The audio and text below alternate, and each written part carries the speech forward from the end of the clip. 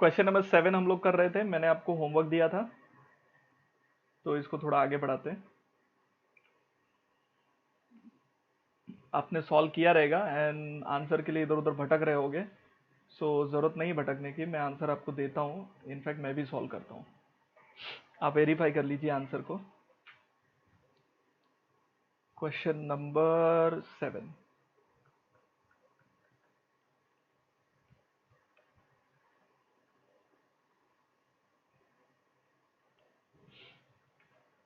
Sales variable cost, ये तो बना के दिया ही हुआ है सीधा सीधा, ये तो आपने कर ही लिया होगा।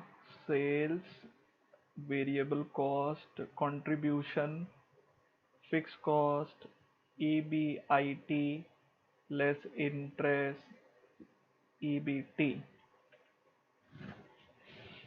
Sales 2,60,000, 2 lakh, variable cost is 60,000, minus कर दिया 1,40,000। फिक्स्ड कॉस्ट कितना है? 1 लाख, 40,000 बच गया। Interest is 5,000। ये कुछ नहीं, ये सब तो डिटेल दिया था, बस छाप के लिख रहा हूँ, लिख दिया। अब हमको अगर लेवरेज कोई पूछे तो पहले मैं लेवरेज निकाल लेता हूँ। OL, OL को कैसे निकाला आपने? Contribution upon EBIT। So contribution upon EBIT 140 upon 40 comes to 3.5 times. FL is EBIT upon EBT किया रहेगा, EBIT upon EBT किया ना आपने, कितना निकाला? EBIT 40, 35,000, 1.14, थोड़ा आगे तक लिखिए, 2-3 टाइम्स, मैंने 4 डिजिट लिया था, आंसर थोड़ा एक्यूरेट होता है। CL is combined leverage, contribution upon EBT. We can directly multiply this both and 4 times आता है। यहाँ तक समझ में आ गया? ये तो आपने किया ही रहेगा। अब हम लोग इसके रिलेशनशिप तो हम समझते ही है, जैसे OL का रिलेशनशिप कैसे चलता है, like percentage change in sales has a relationship with percentage change in EBIT। यहाँ OL काम करता है, याद आया? And percentage change in EBIT has impact on percentage change in EBT। और अगर ओवरऑल तरीके से जाना है, AFL हो गया, तो परसेंटेज चेंज इन सेल्स, जिसको वेरिएबल कॉस्ट भी बोल सकते हैं, परसेंटेज चेंज इन EBT डायरेक्ट, तो ये CL हो गया।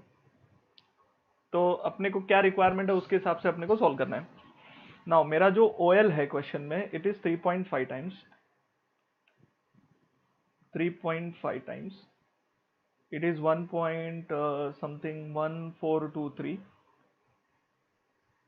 and this is 4, ठीक है ना? ये मल्टीप्लाई होता है यहाँ पे, ओके, फाइनल आंसर ये आता है। सो लेट्स सी क्वेश्चन क्या पूछता है। Using the concept of FL, by what percent will the taxable income increase if EBIT increase by 6%? EBIT increase by 6%, EBIT increase by 6%, ये प्लस 6 होगा, तो ये पूछा है। तो 6 इंटू 1.1423 comes to 6.8538 परसेंटेज से प्लस होगा। So if answering the first one, first वाले का आंसर अगर मैं करूं तो EBIT कितने से चेंज होगा? 6.8538। सो निकाल लेते हैं, 35,000 plus 6.8538 percentage comes to 37,398। so let me make 37,400। ये आंसर आएगा, आप कैलकुलेट करके देख लो। अगर सेल्स नहीं, EBIT कितने से जम करेगा? 6%, तो EBIT कितना है? 40,000 में प्लस 6% कर दो। इफ दिस इज 42,400, तो मैंने इसको 6% से जम किया 6% से, और ये अकॉर्डिंगली उतना परसेंटेज से जम किया। अब चेक कर लो एंड आंसर बराबर आएगा, -5000 ही करना पड़ेगा। तो देख लो, वेरीफाई कर लो, 42,400 माइनस 5,000 कम्स 37,400, मतलब पहला आंसर राइट है। इसको बोलते वेरीफाई करना। Similar way, the first is done. Second is using the concept of operating leverage. By what percentage will the EBIT increase if there is an increase in sales by 10%? Okay, EBIT कितना change होगा sales अगर 10% से jump करेगा? तो कोई बड़ी बात नहीं है, 35% आंसर आ जाएगा। तो this is second, let's see if this is correct. तो सेकेंड पार्ट का वेरिफिकेशन है, सेल्स को 10% से जंप करिए, मतलब 2,20,000 हो जाएगा। कैल्सी में 10% ऐड कर देंगे, आ जाता है। सो EBIT कितना हो जाएगा? 35% होगा। तो 40,000 में 35,000, 35% ऐड कर दीजिए, 54,000 आना चाहिए। चेक करो आता है क्या। देखो ये तो 1 लाख ही होगा, सो दिस विल बी 1,54,000। और वेरिएबल कॉस्ट कितना परसेंट है? 60,000 divide by 2 lakh is how much percentage? 30% है। तो 30% अपन सेल्स का वेरिएबल कॉस्ट है। तो 2,20,000 का 30% निकाल लीजिए, 66,000 आता है। वेरीफाई करो ये करेक्ट है क्या? 2,20,000 माइनस 66,000, परफेक्ट, बिंगो, एकदम एक्यूरेट सॉल्व किया आपने, मजा आ गया। आपने क्वेश्चन नंबर 1 और उसका 2 पार्ट सॉल्व कर लिया। थर्ड पार्ट भी राइट ही रहेगा आपको। Using the concept of what percentage will the taxable income increase of the sales? 6%। ये 6% से चेंज होगा, तो ये कितना होगा? 24%। वेरीफाई, 6% 24%। थर्ड वन है ना, थर्ड वन 6% 2,20,000। तो ऑब्वियसली ये 54 ही आना है, अभी तो कैलकुलेट किया। और इसको 24% ऐड कर दो, 35,000 प्लस 24%, 43,400। देखो आंसर राइट है क्या? 54 में माइनस 5,000 कर दो। अगर 54 माइनस 5,000 आता है तो राइट आंसर। ओह नहीं आया, oh god, what I did, sorry. ये कहां से 2,20,000 हो गया बस सालों? 10% ले लिया, 6% लेना ना। सो 2 लाख का 6%, 2,12,000 लेना है। उसका 30%, 63,600 माइनस 2,12,000 माइनस 63,600 कम्स टू 1,48,400। पहले से ही मुझे पता है ये आंसर क्या आना चाहिए, 24% से जंप करना था। 35 प्लस 24% कम टू 43,400। वेरीफाई कर रहा हूँ आता है कि नहीं। 1 लाख माइनस किया, 48,400 आ रहा है, माइनस 48,400 माइनस 5,000 कर दो, बिंगो आ गया। तो ये भी राइट है। तो हमने तीनों क्वेश्चंस को सॉल्व भी कर लिया, वेरीफाई भी कर लिया, और आपने होमवर्क को वेरीफाई भी कर लिया कि आपका राइट आ रहा है। थोड़ा थोड़ा समझ में आया क्या लेवरेज क्या है। लेवरेज से हमको ये समझ में आता है परसेंटेज कितना चेंज होगा कि कितना चेंज इसमें आएगा, वो सब समझ में आता है। So this exactly helps us in percentage terms what will be the change. बहुत सारे लोग मार्केट में पता है लेवरेजेस को ना रिस्क बोलते हैं, रिस्क। अब बताओ रिस्क कैसे है? तो मैं आपको ये समझाता हूँ कॉन्सेप्ट, मार्केट के एंगल के कॉन्सेप्ट। तो थोड़ा सा प्रैक्टिकल एंगल ले लो। मान लो एक एक्स लिमिटेड है, इसका ना लेवरेज दे रहा हूं, कंबाइंड लेवरेज समझो 10 टाइम्स है। और एक वाई लिमिटेड है, इसका कंबाइंड लेवरेज है 5 टाइम्स। चलो बताओ दोनों में से कौन सी कंपनी ज्यादा प्रॉफिट देगी? अगर सेल्स परसेंटेज 10% से चेंज होगा, sorry, percentage change in sales will affect percentage change in EPS। ये तो सिखाया है आपको, EPS EBT एक ही बात है। अगर परसेंटेज 10% से चेंज होगा तो आपको पता है एक्स लिमिटेड में 100% का चेंज होगा और वाई लिमिटेड में 50% का चेंज होगा। भाई अगर सेल्स 10% से चेंज होता है तो एक्स लिमिटेड आपको ज्यादा कमा के देगा, क्योंकि प्रॉफिट आपका डायरेक्टली जंप कर जाएगा, 100% हो जाएगा। लेकिन वाई लिमिटेड आपको 50% कमा के देगा, कम कमा के देगा। यस और नो? अब दूसरा एंगल भी तो लो, अगर -20% हो गया, जैसे ऊपर सोच रहे हो प्लस होगा वैसे माइनस भी सोचो, तो ये चला जाएगा सीधा -200%, सीधा जमीन के अंदर गप। और ये जो है ये जाएगा 100% नीचे, ये भी जाएगा लेकिन ये उतना नुकसान नहीं देगा जितना नुकसान कौन देगा? एक्स लिमिटेड देगा। तो एक्स लिमिटेड में फायदा भी 10 गुना है तो नुकसान भी 10 गुना है। ये समझा आपको मैंने क्या बोला? So when I talk about this and this, what does it represent? It represents both things, positive negative both. So leverage represents both benefits if plus and risk if minus। बराबर है? अब मुझे एक बात बताओ, दो चॉइस देता हूं। अगर मेरा सेल्स 10% से जंप होगा सेल्स, और मेरा लेवरेज है 10 गुना 10 टाइम्स, तो बताओ मेरा अर्निंग, मेरा ईपीएस कितना हो जाएगा? EPS will be 100%। खुशी की बात हो जाएगी, एकदम खुशी की बात, मजा आ जाएगा। लेकिन एट द सेम टाइम उल्टा अगर सोचे, रिवर्स ऑर्डर में जाके सोचो, अगर मेरा सेल अगर 5% भी नीचे गिरा, 5% भी नीचे गिरा, तो मेरा अर्निंग सीधा 50% नीचे गिरेगा। तो जो टेक्निकल टर्म मैंने अभी यूज किया है बेनिफिट बोल के, इसको बेनिफिट बोलते हैं, और जो टेक्निकल टर्म मैंने यूज किया है रिस्क बोल के, इसको रिस्क बोलते हैं। आप क्या सोच के इन्वेस्टमेंट करोगे, रिस्क या बेनिफिट? मतलब अगर देखोगे तो इसमें 10 टाइम्स फिक्स है, प्लस या माइनस। तो ये जो रिप्रेजेंट कर रहा है ना, इसको बोलते हैं लेवरेज। सो लेवरेज को लोग ना रिस्क के नाम से भी जानते हैं, क्योंकि हमारे लिए इंपॉर्टेंट ये है रिस्क कितना ले रहे हो।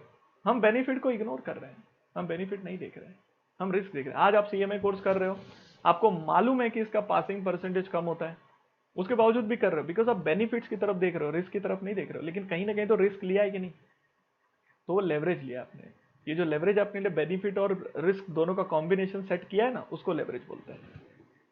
Is that clear with you guys? This is a practical angle to tell you. So when you talk about like which company is better, so if I am a risk taker, मुझे risk लेना पसंद है, तो मैं x limited में जाऊंगा कि भाई चलेगा, कोई बात नहीं, 10% नीचे गिरूंगा लेकिन 10% ऊपर भी तो जाऊंगा। लेकिन I am not a risk taker, then I would go for Y limited 5 times. तो ऐसी और भी कंपनी हो सकती है, जेड लिमिटेड भी हो सकती है, जिसका कंबाइंड लेवरेज 1 टाइम हो सकता है। ये कंपनी में तो रिस्क ही नहीं है, क्योंकि 1 टाइम का रिस्क है। तो depending upon the company you decide whether you want to go for risky company और you want to go for normal company. अब मैं आपसे सवाल पूछता हूं, आप जवाब दीजिए। चलो हम लोग एक गेम खेलते हैं।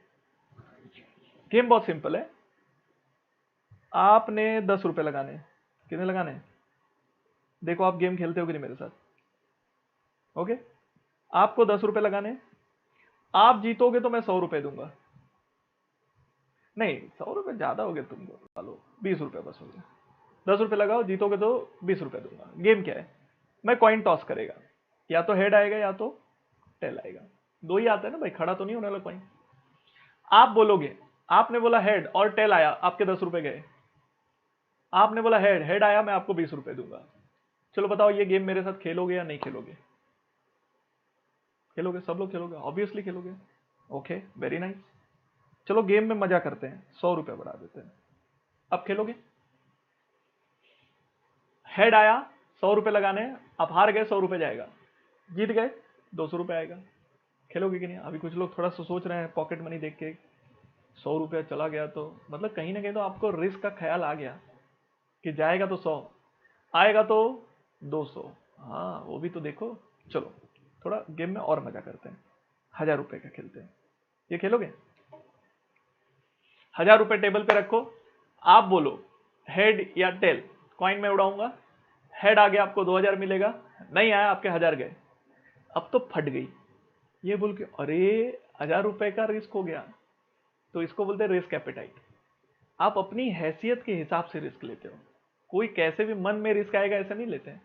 लेकिन कितने लोगों के लिए 1000 रुपए इज नथिंग, वो लोग तो लगा देंगे 1000 रुपया मिलेगा तो 2000 मिलेगा। तो ये एक कैलकुलेशन है। चलो अगर मैं इस गेम को चेंज करूं, चलो ₹100 जीतोगे आपको मिलेगा 500। अच्छा लग रहा है कि नहीं सुनने में? जीत गए तो आपको मिलेगा 500, हार गए तो आपका 100 रुपया गया। बोलो खेलोगे कि नहीं खेलोगे? हाँ हाँ बिल्कुल खेलेंगे सर, 500 रुपए की बात है। बेनिफिट ज्यादा है रिस्क से, सेम प्रोपोर्शन में नहीं जा रहा है। इसके पहले सेम प्रोपोर्शन था, one time minus one time plus. अभी मैंने क्या किया, 5 टाइम्स का बेनिफिट दे रहा हूं और रिस्क दे रहा हूं 1 टाइम्स का। आप समझ रहे हो?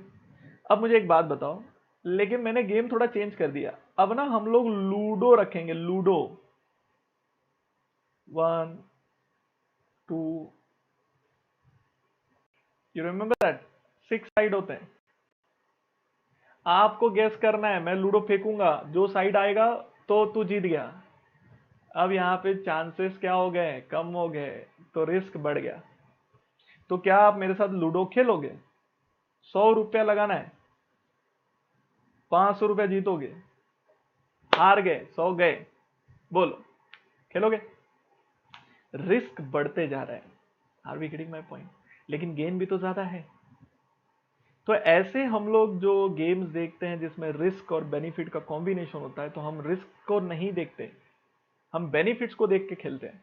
अगर आप बेनिफिट्स देख के खेलोगे तो, और रिस्क को कैलकुलेटेड लेना होता है, मतलब ऐसा नहीं लेना है कि डूब जाओ, एक कैलकुलेटेड रिस्क हमेशा लेने का। और एक चीज समझो, when you are young, young people should always take highest level of risk. It is very important because the more risk you take is good for you. And ऐसा नहीं कि सिर्फ रिस्क होना चाहिए, रिस्क लिया और बेनिफिट्स में convert हुआ, it's okay, that will convert into experience, again you will play with it, so you have enough time to cope up your risk appetite. Risk appetite बढ़ते जाता है। अभी जैसे अंबानी ब्रदर्स अगर इन्वेस्टमेंट करते हैं, they don't invest 100 crore 200 crore, they invest directly 10,000 20,000 crore, so risk is very high, but at the same time they take only calculated risk. ऐसा नहीं कि मन से कुछ भी ले लिया। तो risk should be very within your risk appetite, जितना आप डाइजेस्ट कर सकते हो उसके हिसाब से रिस्क लो। And being young you should be taking risk as much as you can. नहीं हुआ कोई बात नहीं, बट जैसे जैसे एज पास ऑन होते जाएगा your risk appetite will get reduce. There are many people that वो किसी भी एज में रहते तो रिस्क लेते हैं, बट वो डिपेंड करता है। So this is the concept of leverage, you can apply it practically and you will understand. So her company अपना लेवरेज बताता है, ये लेवरेज आपको हेल्प करता है अंडरस्टैंड करने के लिए कि कंपनी में रिस्क कितना है। तो मैं रिस्क को देख के इन्वेस्टमेंट करूंगा, 10 टाइम्स रिस्क है तो बेनिफिट भी 10 टाइम्स है, तो मैं इन्वेस्टमेंट करूंगा वैसा सोचूंगा। और वाई लिमिटेड में 5 टाइम्स रिस्क है तो उसके हिसाब से कैलकुलेशन करूंगा। अभी clear this was a practical angle for all of you guys. So I am giving you some questions as a homework, कर लो खुद ही, इसको होमवर्क ले लो। इसमें डेट इक्विटी का मतलब होता है डेट अपॉन इक्विटी, इक्विटी मतलब ये, नेटवर्थ मतलब होता है debt plus equity is net worth. समझा आपको? तो अगर मुझे ये 25 लाख दिया है एंड इफ आई से this is 3 and this is 1, then obviously 3 plus 1 is equal to 4, so you can calculate how much is equity, how much is debt, और जो भी डेट का अमाउंट आएगा वो परसेंटेज इसमें मल्टीप्लाई कर दो, you will get the interest amount, so that will help you to understand. And operating profit is nothing but EBIT। ठीक है, तो ये सम को होमवर्क ले लो। and one more sum I'll give you as a homework,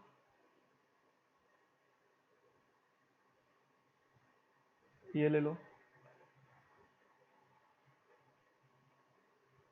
ये भी homework करो।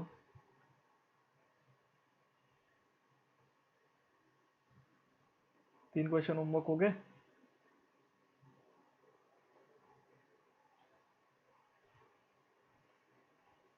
तीन हुआ ना, और भी ले ही सकते हो, सब कोई दिक्कत नहीं है।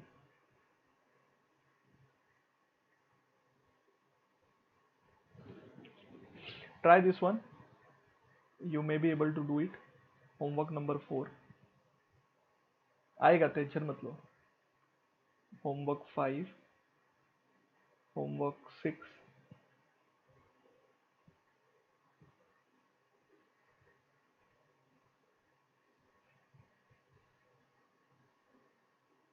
जितना दे रहा हूं उतना ही करो। होमवर्क 7,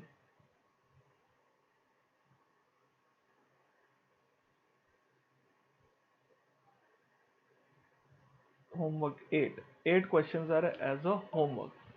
ट्राई करिए and see if you get the answers. ठीक है, और आंसर्स कमेंट में लिखिए अगर आप यूट्यूब के थ्रू हैं। अदरवाइज सर्वर पे तो कोई दिक्कत नहीं है, व्हाट्सएप ग्रुप में भेज सकते हैं, लेकिन नहीं भेज पा रहे हो तो मुझे भेज दो। चलो।